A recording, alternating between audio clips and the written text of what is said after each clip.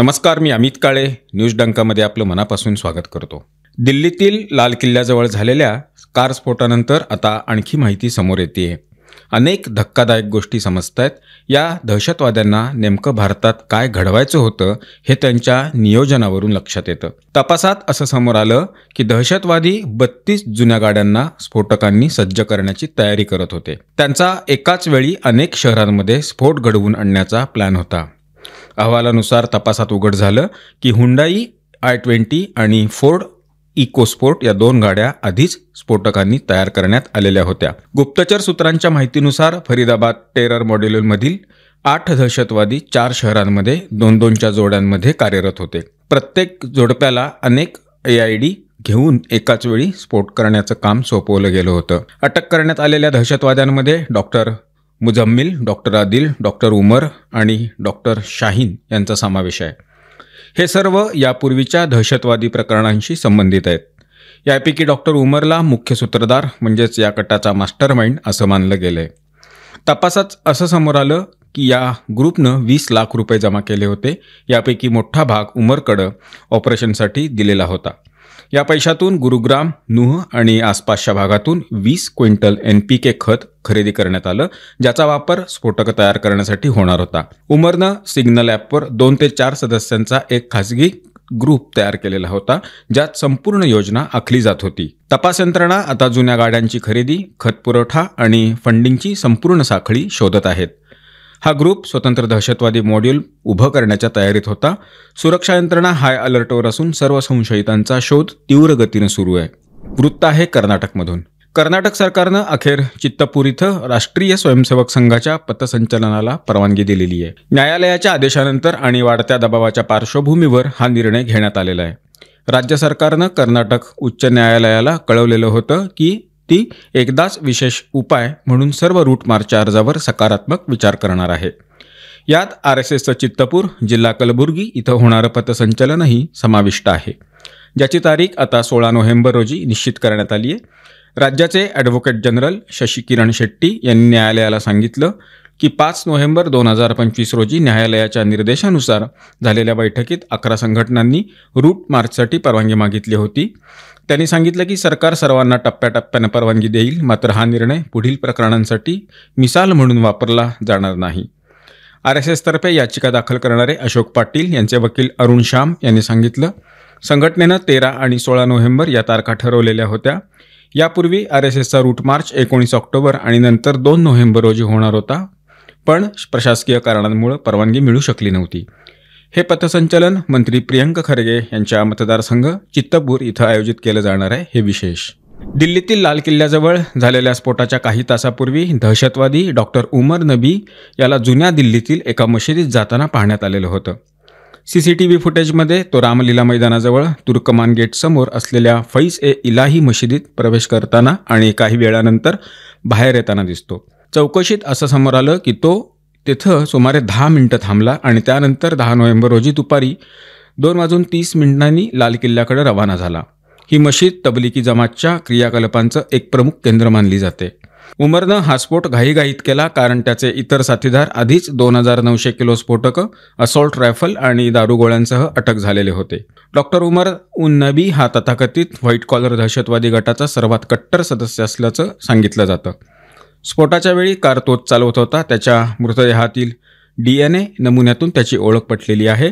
तो जम्मू काश्मीरच्या पुलवामा जिल्ह्यातील रहिवासी होता आणि तो तुर्कस्तानातील अंकारा इथं असलेल्या युकासा नावाच्या एका हँडलरच्या संपर्कात होता।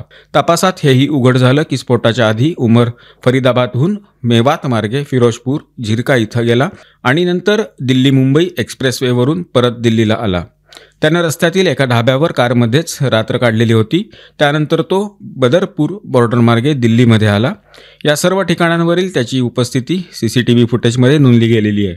तपास यंत्रणा आता उमरच्या दुसऱ्या लाल रंगाच्या फोर्ड इकोस्पोर्ट कारची चौकशी करते। संशय आहे की या गाडीचा वापर अमोनियम नायट्रेट वाहतुकीसाठी आणि स्फोटक एकत्र करण्यासाठी करण्यात आलेला होता। वृत्त आहे गुजरातमधून। गुजरातमधील अमरेली सत्र न्यायालयानं गोहत्या प्रकरणात 3घांना जन्मठेपेची शिक्षा सुनावलेली आहे। दोषी ठरलेल्यांची नावं कासिम हाजी सोलंकी, सतार इस्माईल सोलंकी आणि अकरम हाजी सोलंकी अशी आहेत. न्यायालयानं आपल्या निर्णयात म्हटलं की हे माहीत असूनही की गाय हिंदू धर्मात पवित्र प्रतीक आहे. या तिघांनी गोहत्या करून समाजाच्या धार्मिक भावना दुखावल्यात. हे प्रकरण नोव्हेंबर 2023 मधलं आहे.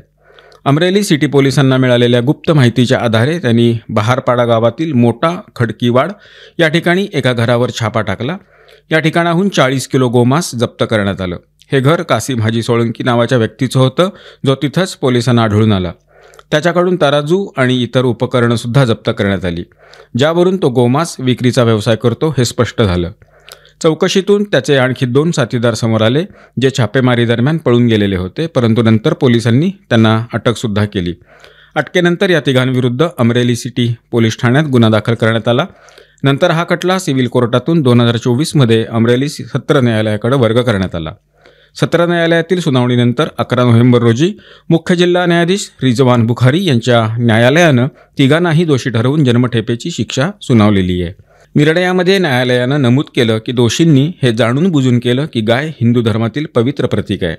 तरीही त्यांनी गोहत्या केली. त्यांच्याकडून गोमांस जप्त झालेला आहे, म्हणूनच हे कृत्य भारतीय दंड संहितेच्या कलम 295 म्हणजेच इतर धर्माचा अपमान करण्याच्या हेतूनं पवित्र वस्तू नष्ट करणं आणि कलम 429 म्हणजेच गोवंश हत्या अंतर्गत गुन्हा ठरतो. त्याशिवाय सर्व दोषींना गुजरात पशु संरक्षण अधिनियम 1954च्या कलम 5(6)(c), 8(2), 8(4) आणि 10 अंतर्गत सुद्धा दोषी ठरवण्यात आलेला आहे. न्यायालयानं पशुसंरक्षण अधिनियमातील कलम 8(2) आणि 10चं उल्लंघन केल्याबद्दल सर्वांना जन्मठेपेची शिक्षा आणि प्रत्येकी 5 लाख रुपयांचा दंड ठोठावला आहे. त्याशिवाय IPC कलम 295 आणि 114 अंतर्गत 3 वर्षाची शिक्षा, 3 लाख रुपये दंड ठोठावण्यात आलेला आहे. पशुसंरक्षण अधिनियम कलम 5 आणि 8(4) अंतर्गत 5 वर्षाची शिक्षा आणि 5 लाख रुपये दंड, तसंच 7 वर्षाची शिक्षा आणि 1 लाख रुपये दंड भरायचा आहे. या सर्व शिक्षा एकाच वेळी भोगाव्या लागणार आहेत. सर्व आरोपी सध्या जामिनावर बाहेर आहेत, त्यामुळे न्यायालयानं त्यांना तातडीनं पुन्हा तुरुंगात पाठवण्याचे आदेश दिलेत. सुनावणी दरम्यान आरोपींचे वकील यांनी दावा असा केला की ते निर्दोष आहेत आणि पोलिसांनी त्यांना यामध्ये फसवलेलं आहे. त्यांनी म्हटलं की पंचनामा स्वतंत्र साक्षीदाराशिवाय झाला आणि पोलिसांनी एकतर्फी चौकशी केली. मात्र न्यायालयानं म्हटलं की कायद्यानुसार पोलिसांची साक्ष हे इतर कोणत्याही साक्षी समान वैध असते. स्वतंत्र साक्षीदार असणं बंधनकारक नाही. या प्रकरणात पोलिसांवर अविश्वास करण्याचं कोणतंही कारण नाही आणि आरोपींकडे त्याचे कोणतेही पुरावे सुद्धा नाहीत.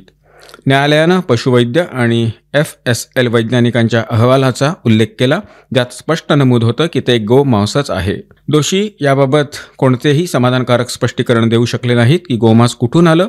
न्यायालयानं म्हटलं की रेकॉर्डवरील पुरावे आणि साक्षीदारांच्या जबाबावरून हे स्पष्ट होतं की या तिघांनी मिळून गोहत्या केली आणि गोमांस विक्रीच्या उद्देशानं हे कृत्य केलेलं आहे.